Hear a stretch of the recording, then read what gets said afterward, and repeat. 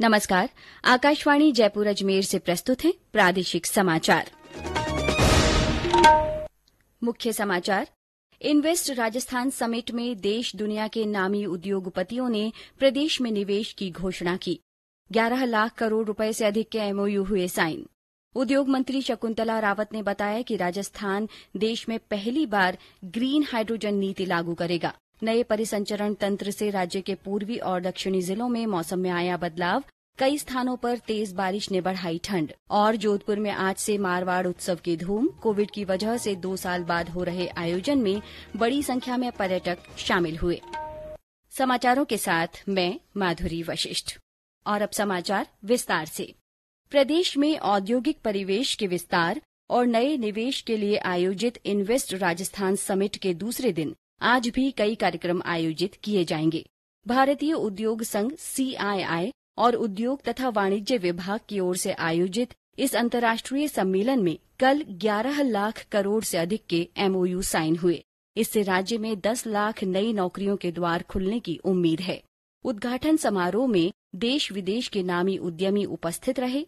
अडानी समूह के चेयरमैन गौतम अडानी और वेदांता समूह के चेयरमैन अनिल अग्रवाल, बिड़ला समूह के CK बिड़ला सहित नामी उद्योगपतियों ने शिरकत की।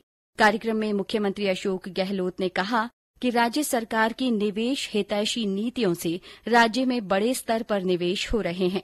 उन्होंने कहा कि नीतिगत ढांचा निवेशकों के अनुरूप होने के साथ उत्कृष्ट सड़क तंत्र और गुणवत्तापूर्ण मानव संसाधन ने राज्य में निवेश लाने में महती भूमिका निभाई है।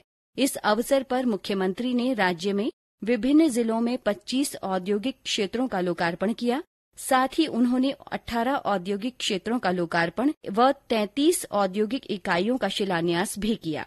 कार्यक्रम में मुख्यमंत्री ने विभिन्न क्षेत्रों में उत्कृष्ट कार्य करने पर राजस्थान की 6 प्रतिभाओं को राजस्थान रत्न से सम्मानित किया। इनमें अंतर्राष्ट्रीय न्यायालय में नियुक्त न्यायाधीश दलवीर भंडारी, पूर्व मुख्य न्यायाधीश RM लोढ़ा, उद्योग क्षेत्र से वेदांता ग्रुप के चेयरमैन अनिल अग्रवाल, आर्सेनल मित्तल के चेयरमैन एलन मित्तल तथा कला के क्षेत्र में प्रसिद्ध निर्माता KC मालू एवं प्रसिद्ध उर्दू शायर शीन काफ निजाम को राजस्थान रत्न पुरस्कार से सम्मानित किया गया। राज्य में ग्रीन हाइड्रोजन नीति लागू की जाएगी। उद्योग मंत्री शकुंतला रावत ने बताया कि राजस्थान हाइड्रोजन नीति लागू करने वाला देश का पहला राज्य होगा। जयपुर में इन्वेस्ट राजस्थान समिट के तहत आयोजित फ्यूचर रेडी सेक्टर कॉन्क्लेव में उन्होंने कहा कि राज्य में अक्षत ऊर्जा के क्षेत्र में अभूतपूर्व प्रगति की है। श्रीमती रावत ने प्राकृतिक संसाधनों के उचित उपयोग पर जोर देते हुए बताया कि सरकार की नीतियों पर उद्यमियों द्वारा किए गए सुझावों और फीडबैक पर उचित कार्रवाई की जाएगी। भारतीय रिजर्व बैंक ने डिजिटल रुपए के बारे में जागरूकता बढ़ाने के लिए केंद्रीय डिजिटल मुद्रा पर एक संकल्पना पत्र जारी किया है। इसमें देश में डिजिटल करेंसी जारी करने के उद्देश्यों, विकल्पों, फायदे और जोखिमों के बारे में बताया गया है। साथ ही डिजिटल मुद्रा की प्रौद्योगिकी, डिजाइन विकल्पों, संभावित उपयोग, डिजिटल मुद्रा जारी करने से जुड़ी व्यवस्था और रिजर्व बैंक की भूमिका के बारे में चर्चा की जाएगी। आत्मनिर्भर भारत अभियान के अंतर्गत देश रक्षा हार्डवेयर के स्वदेशीकरण की दिशा में तेजी से आगे बढ़ रहा है। सार्वजनिक क्षेत्र के रक्षा उपक्रमों द्वारा अब तक रक्षा हार्डवेयर की 72 वस्तुओं का स्वदेशीकरण किया जा चुका है। वस्तुओं के स्वदेशीकरण के लिए निर्धारित समय सीमा से पहले ही यह उपलब्धि हासिल कर ली गई है।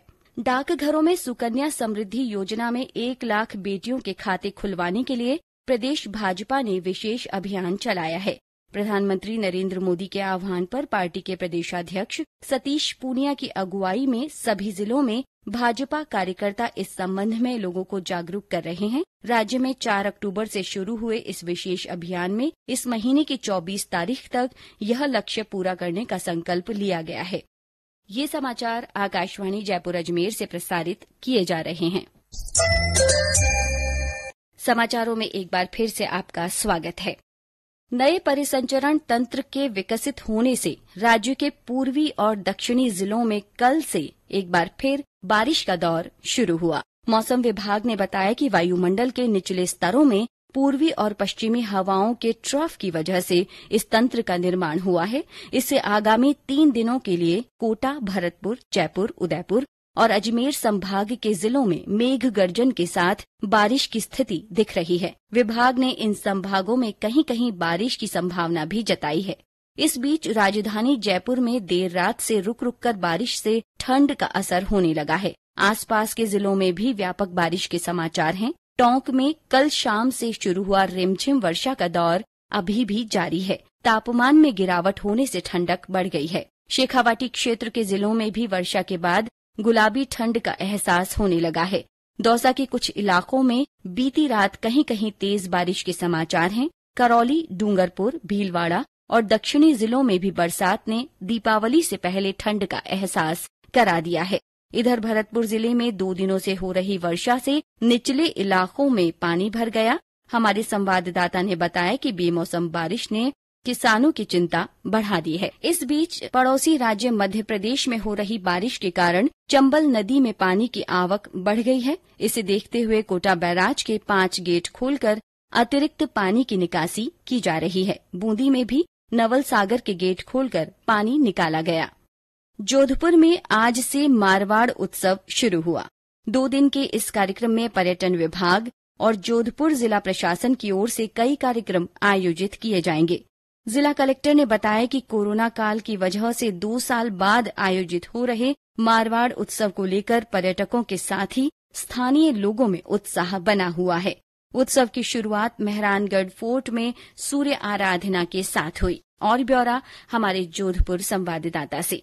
सूर्य आराधना के साथ सुबह 6 बजे से मेहरानगढ़ के जय पुल से 2 दिवसीय मारवाड़ समारोह का आज आगाज हुआ है। घंटाघर से सुबह 7:30 बजे शोभा यात्रा शुरू हुई, जो नई सड़क होते हुए राजकीय उम्मेद स्टेडियम में पहुंचकर थोड़ी समय बाद ही संपन्न होगी। स्टेडियम में अभी सीमा सुरक्षा बल की ओर से कैमल टेटू और सैन्य शस्त्र प्रदर्शनी का आयोजन किया जाएगा। इसके बाद उम्मेद स्टेडियम में पतंगबाजी के साथ विभिन्न लोकारुंजन प्रतियोगिताएं होंगी। जाने माने बॉलीवुड सिंगर अल्ताफ हुसैन आज शाम 7:30 बजे सांस्कृतिक कार्यक्रम में अपनी आवाज का जलवा बिखेरेंगे। रामेश्वर बेड़ा, आकाशवाणी समाचार, जोधपुर। चूरू जिले के सालासर में सालाना लक्खी मेला इन दिनों अपने परवान पर है। शरद पूर्णिमा के अवसर पर कल मुख्य मेला आयोजित किया जाएगा। मेले में अब तक करीब 1.5 लाख से अधिक श्रद्धालुओं ने दर्शन कर पूजा अर्चना की। हमारे चूरू संवाददाता ने बताया कि कानून व्यवस्था बनाए रखने के लिए बड़ी संख्या में पुलिस जवानों के साथ ही सीसीटीवी कैमरे भी लगाए गए हैं। प्रधानमंत्री नरेंद्र मोदी ने 30 अक्टूबर को आकाशवाणी के मन की बात कार्यक्रम में अपने विचार साझा करेंगे। यह मासिक रेडियो कार्यक्रम 94वीं कड़ी होगी। प्रधानमंत्री ने इस कार्यक्रम के लिए लोगों से अपने विचार साझा करने को कहा है।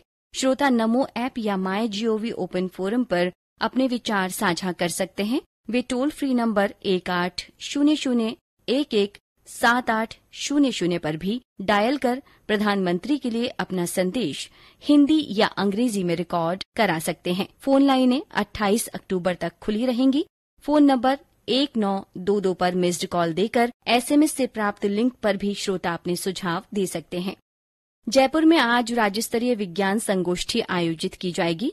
बिड़ला सभागार में आयोजित प्रदर्शनी में 24 जिलों से करीब 65 प्रतिभागी नवाचारों के साथ भाग लेंगे। संगोष्ठी में विभिन्न प्रतियोगिताएं भी आयोजित होंगी। विजेताओं को पुरस्कृत भी किया जाएगा। और अंत में मुख्य समाचार एक बार फिर। जयपुर में इन्वेस्ट राजस्थान समिट में देश दुनिया के नामी उद्योगपतियों ने प्रदेश में निवेश की घोषणा की है।